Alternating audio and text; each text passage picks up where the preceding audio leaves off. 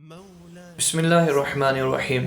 अल्हम्दुलिल्लाह, अल्लाह के फजल व करम, उसकी इनायत, उसकी अता करता तौफीक से एक मरतबा फिर हम सबको शुबानुल मुअज़्ज़म का महीना मुयस्सर आया है।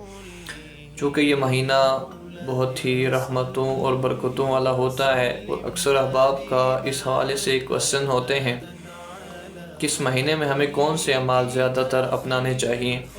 तो हम बुखारी शरीफ से इसकी इब्तिदा करते हैं। बुखारी और मुस्लिम दोनों में ये हदीस पाक मौजूद है।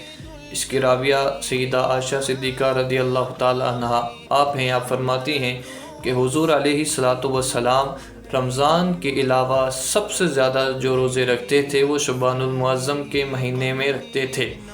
यानी कि रमज़ान के रोज़े तो फ़र्ज़ हैं, इसके अलावा जो नफली रोज़े आप अलैहिस्सलाम रखा करते थे वो सबसे ज़्यादा शोबान के महीने में रखा करते थे। इसके अलावा एक और हदीस पाक है और इसी की राविया भी आप ही। आप फरमाती हैं कि आप इस महीने में इतनी कसरत इख्तियार करते कि हम ये समझते थे कि आप ये पूरे महीने के रोज़े रखेंगे। इसके अलावा एक और हदीस पाक है, जब सहाबाए किराम को इस बात का इल्म हुआ तो उनके जहनों में सवालात आए कि आप अलैहिस्सलाम इस महीने में इतने रोज़े क्यों रखते हैं। चुनाचे एक सहाबी ने आप अलैहिस्सलाम से सवाल किया, या रसूलल्लाह सल्लल्लाहु अलैहि वसल्लम, आप इस महीने में इतने ज़्यादा रोज़े क्यों रखते हैं। तो हुज़ूर अलैहिस्सलातु वस्सलाम ने जवाब इरशाद फरमाया, और क्या खूब जवाब इरशाद फरमाया कि ए मेरे सहाबी, रजब और रमज़ान के दरमियान ये वो वाहिद महीना है कि इसमें लोग अक्सर गाफिल होते हैं, और ये वो महीना है कि इसमें इंसान के अमाल अल्लाह की बारगाह में पेश किए जाते हैं। और मैं इस वजह से ज़्यादा रोज़े रखता हूँ कि जब मेरे अमाल अल्लाह की बारगाह में पेश किए जाएं तो मैं रोज़े की हालत में हूँ और मैं रोज़े से हूँ। इस वजह से मैं ज़्यादा रोज़े इस महीने में रखता हूँ।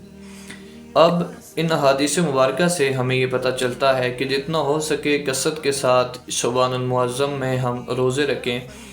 इसकी मुख्तलिफ़ वजूहात भी हैं। एक वजह तो ये है कि जब हम शुबानुल मुअज़्ज़म के महीने में रोज़े रखेंगे तो ये हमारी रमज़ान के महीने के लिए तैयारी हो जाएगी। उस वक्त हमें प्रॉब्लम नहीं होगी, हम आसानी के साथ रमज़ान के रोज़े रख सकेंगे। इसके अलावा दूसरी वजह भी यही है कि जो हदीस में तज़किरा हुआ कि जब हमारे अमाल अल्लाह की बारगाह में पेश किए जाएंगे तो जब हम इस महीने में रोज़ा रखेंगे तो हमारे अमाल भी इस हालत में पेश किए जाएंगे कि हम रोज़े से होंगे।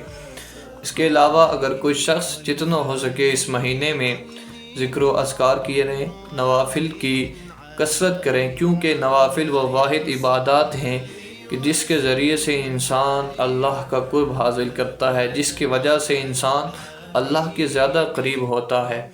इसके अलावा दुरूद शरीफ की कसरत करें, क्योंकि ये वो वाहिद इबादत है कि जो इंसान की हर अमल में, हर वक्त में इंसान की ये इबादत कबूल होती है। अल्लाह ताला हम सब को अमल करने की तौफीक अता फरमाए। मिलते हैं नेक्स्ट वीडियो में एक नई हदीस पाक के साथ, एक नई आयात बय्यिनात के साथ। जज़ाकुमुल्लाहु खैरा।